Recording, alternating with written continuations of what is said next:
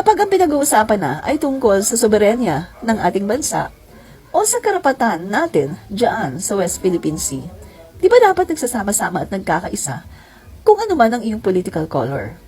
Dilaw, pula, pink, white, blue, whatsoever. Pero ngayon mga kaibigan, kitang-kita kung sino ang magkasangga at kitang-kita kung sino ang kalaban. Mga kaibigan, ang pula at ang pink ay nagkakaisa na sinasabi na tayo ay mga Filipino at atin ang West Philippine Sea. Ipagtanggol natin ang West Philippine Sea. Yan po ang stand ng mga pulahan na tinatawag at ng pinklawan.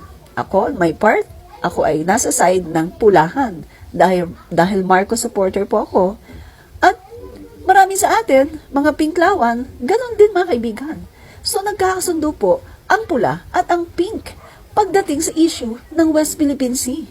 Bagamat nagkakalaban kami sa mga issue ng katulad ng Marcos Ill-Gotten Wealth, katulad ng human rights violation sa panahon ng martial law, pero pagdating dito sa West Philippine Sea, napakaganda dahil nagkakaisa po ang pula at ang pink. Kaya lang mga kaibigan, merong lumilihis ng landas. Ito yung mga berde, ang tinatawag na mga DD sheets. Ang mga DD sheets, ang stand nila tungkol sa West Philippine Sea ay wala naman daw talagang West Philippine Sea. Ang pinag-aagawan daw dito ay ang South China Sea. Meaning to say, hindi po nila nare-recognize na meron tayong teritoryo diyan sa West Philippine Sea. Hindi po nila nare-recognize ang ating 200 nautical miles or yung ating exclusive economic zone. Hindi yata nila alam yung sinasabi sa UNCLOS, United Nations Convention, the Law of the Sea. Sa lahat ng bansa, mula sa iyong baseline na tinatawag, 200 nautical miles from your baseline, mga kaibigan. Meron ka diyang tinatawag na soberenya. At ang tawag dyan ay EEZ, Exclusive Economic Zone. At mga kaibigan, sino lang ba ang may karapatan dyan?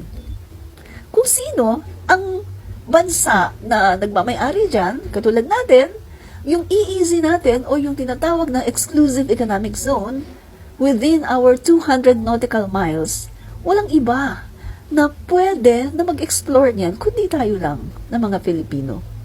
Yan ay nakalagay sa ating konstitusyon at yan din nakalagay sa UN or United Nations Convention, the Law of the Sea. At mismo ang China ay asignatory ng UNCLOS. Kaya nga nakakatawang isipin na yung mga mouthpiece ng China dito ay ine-echo yung kung ano yung mga naratibo ng China na wala naman daw West Philippine Sea, na wala naman daw pinag-aagawan na West Philippine Sea dahil ang pinag-aagawan daw ay ang South China Sea. So, mga kaibigan, tinatry nila na i-discredit ang ating karapatan dyan sa West Philippine Sea. Pero kung titingnan mo, mga kaibigan, noong unang panahon pa, sa pinakalumang map, mga kaibigan, nakalagay na yan, ang ating mga teritoryo dyan sa West Philippine Sea. At tayo din ang nauna na talagang nag-assert ng ating karapatan sa mga isla na yan. Sa panahon pa nga ni President Marcos Sr. 1973, mga kaibigan, na kung saan ay talagang inilagay dyan sa ating konstitusyon na tayo ang nag-aangkin sa mga isla na yan. Doon din na-form yung tinatawag na Kalayaan Group of Islands. Tayo rin ang nauna na naglagay ng tanda sa mga isla na yan ay ating inaangkin. Kaya ano sinasabi nito mga mouthpiece ng China na wala naman daw talagang West Philippine Sea, na may sabi pa, nagkomento ng isang DD Sheets na may karapatan naman daw pala ang China na pumasok dyan dahil kanila naman daw pala yan. Mga kaibigan, talagang pinaparot nila ang mga naratibo ng China. Ano naman kasi, 6 years, eto ang itinanim sa kanilang utak ng dating Pangulong Duterte. Na, ibigay nyo na lang yan. Yung arbitral ruling na yan, papel lang naman yan. Lakamusin mo, ilagay mo sa basurahan. Wala namang isda dyan. Hindi naman ako interesado dyan mag-fishing. Yun ang dahilan kung bakit nakipag-agreement siya sa China na, sige, pwede kayo mag-fishing dito. Tapos eto na, inispoil din ng todo ang China hanggang sa tayo na ang pinapaalis. Tayo na ang pinapaalis sa ating exclusive economic zone. Kahit sa ang anggulo mo tingnan, maling-mali. Bilang isang Pangulo ng Pilipinas, ang mandato mo ay protektahan ang ating mga sovereign rights, ang ating mga sovereignty sa lahat ng ating mga isla. At ang ating Pangulo ngayon, alam niya ang kanyang mandato. Yan ang sinasabi niya, na bilang isang Pangulo ng Pilipinas, yun ang kanyang mandato, yun ang kanyang tungkulin na protektahan ang ating mga sovereign rights at sovereignty diyan, mga kaibigan, sa mga pinag-aagawang mga isla. Kaya masasabi ko, salamat na lang. At ang mga pulahan, kami, no, mga tinatawag na mga pulahan, salamat na lang at nakakita kami ng mga kakamping na aming mga kakampi sa usapin ng West Philippine Sea.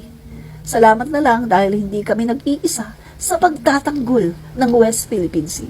Dahil Pilipino tayo.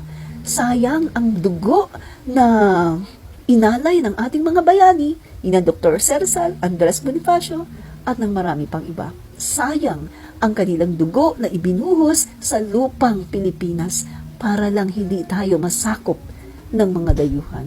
Pero eto tayo ngayon, mga kaibigan, tinatry na sakupin ng China dahil sa ginawang panghi-spoil ng dating Pangulong Rodrigo Duterte. Nabinigyan niya ng freedom at ng pribilehiyo ang China para sakupin tayo. To the point na nagbibiro siya na gawin na lang daw tayong province of China. Pero alam niyo naman, mga kaibigan, na sa pagbibirong yan, may halong katotohanan. At siyan ay nangyayari na noon sa kanyang termino. At patuloy na ginagawa ngayon ng China, kaya lang, hindi sila talaga maka-breakthrough dahil nga sa ating Pangulong Bongbong Marcos. Hindi nila kayang hawakan sa leeg at ang ating Pangulo ngayon ay very strong, courageous at talagang may prinsipyo. Mga kaibigan, salamat dahil meron tayong kakamping na mga naninindigan din na atin nga ang West Philippine Sea.